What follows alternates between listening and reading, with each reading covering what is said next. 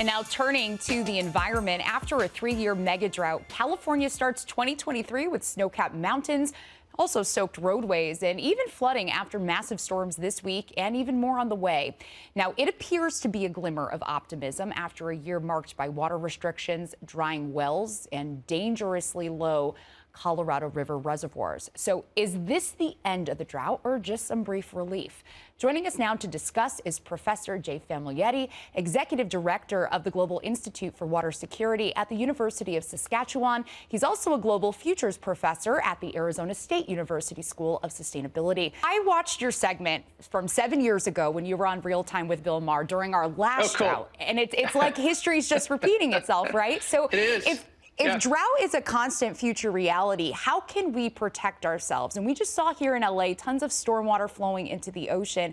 What's it really going to take to prioritize infrastructure to capture the rainwater when it does come? We just saw how the mobile learning experience seeks to inspire stewardship for our oceans, even for those who live far away, like in the Inland Empire. And joining us now via Zoom is Captain Nancy Caruso. Nancy, it's great to have you back with us.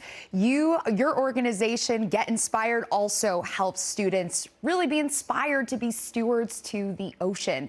Can you tell me, through all the work that you've done with ocean restoration programs, have you seen kids be inspired as young kids and take this with them through adulthood? As you can see, temperatures still in the 60s in the water this time of year. The warmest temperatures down there in San Diego County, and not much warmer, really. Those air temperatures, 68 Redondo Beach, 65 Venice, but you see all that red. If you need to get a little relief from that, you know to head to the coast. Positive news coming out of this snow survey today, but as we know, things are anything but typical here in California when we are talking about extreme weather conditions. We have been in periods of drought over the last 20 years. So even though we have this much snow right now, the big question for water managers is whether we have already hit the peak of our snow season from all the atmospheric rivers, those large storm systems we had this winter, or that we could still rely on more. They use April 1st as a metric. That is when we typically see the peak of our snow season. Already they've seen some impacts just from the high tides last night. Where I'm standing right now is a parking lot in the 8th Street Beach area, and you could see behind me this whole area. This is in front of some homes here on the shore of Seal Beach. This has become inundated with water. Other areas of the parking lot have also had some flooding, and that is the concern here. Well, we've got all the elements now. The rain has started to pick up and come down here in Huntington Beach, and the wind is going very fast. In fact, the rain even hitting my skin feels quite hard. I almost thought it was hailing because it kind of hurts a little bit. Yeah, it's going to be a big weather pattern change, Autumn, as you mentioned, which is great news because that means that prolonged heat wave that we have been enduring for over a week, the end is in sight with that. The heat will break by this weekend as remnants of Hurricane K, which is off the coast of Mexico, as you mentioned, bring with it cloudy skies and a chance for rain and even thunderstorms in some areas around Southern California this weekend. So while those animals are still needing to recover at the Marine Mammal Care Center, we have other California sea lions who have recovered from separate injuries ready to be released. So release the sea lions, and hopefully, they will come out and go straight back into the ocean. But this is a stressful moment for them. There they go. One of them is actually blind in one of the eyes, but they go together so they can get out into the wild.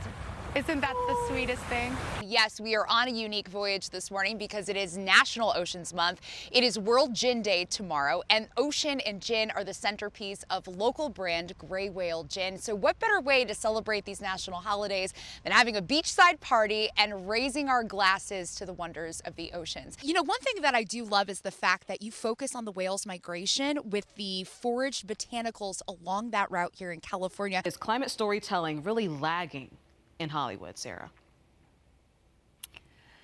So speaking with both Allie and Stacy, they say that there's progress being made, but there is a long way to go. And they also cite a report that was released last fall by the storytelling consulting firm Good Energy in partnership with USC that analyzed scripts over a 5-year period from 2016 to 2020.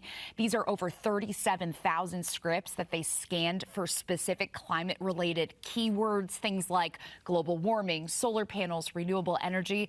And they only found that less than 3% of scripts actually mentioned any of these types of terms. So there's definitely a long way to go, especially when you consider that this is a global phenomenon that's impacting all of us. Like you said, we need to see it weaved in a realistic way of what we're dealing with currently. From Hoover Dam, we took a plane down to the Yuma area.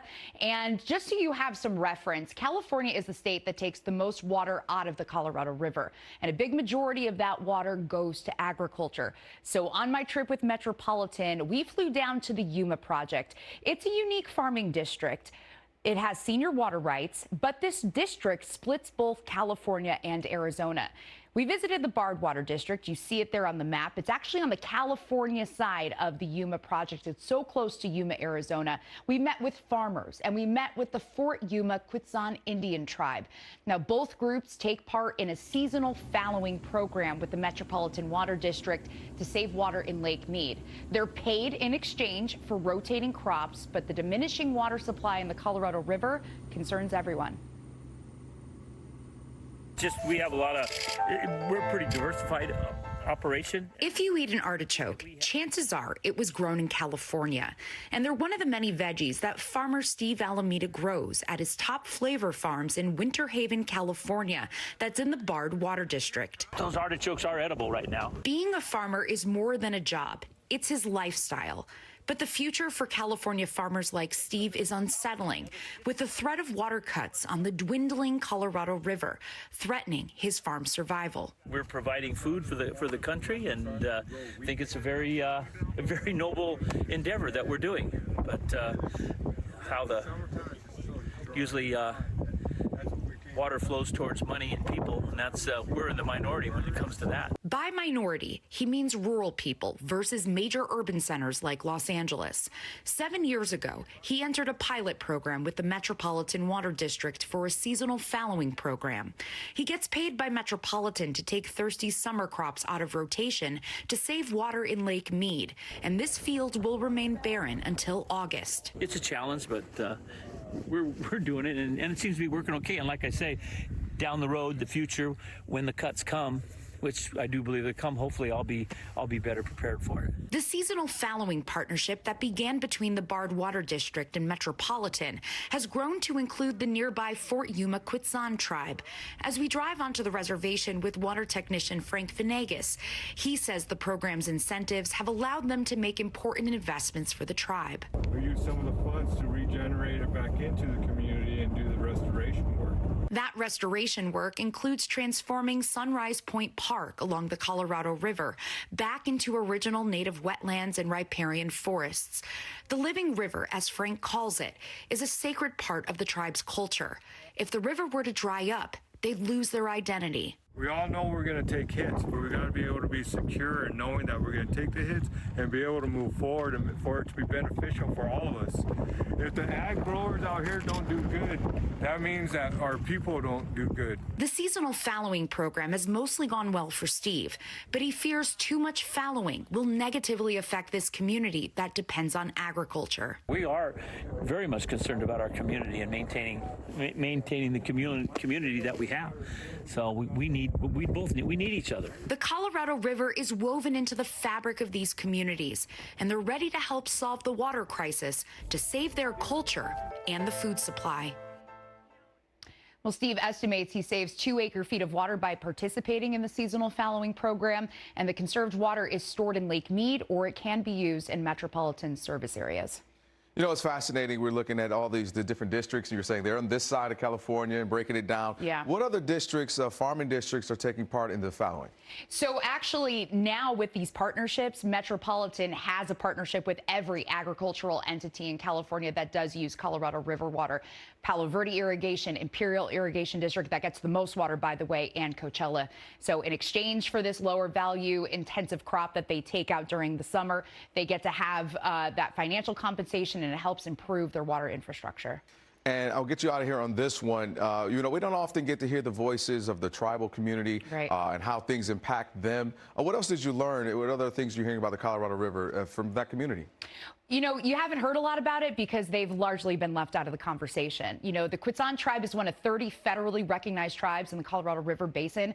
Tribes have been calling for a seat at the table, and finally, just last month, Quetzal tribe president Jordan Joaquin was appointed to California's Colorado River board by Governor Newsom. He becomes the first tribal representative to sit on that board in California. It's been around since 1937, so we're talking about over 85 years. You can't make changes for your community if you don't have a seat at the table.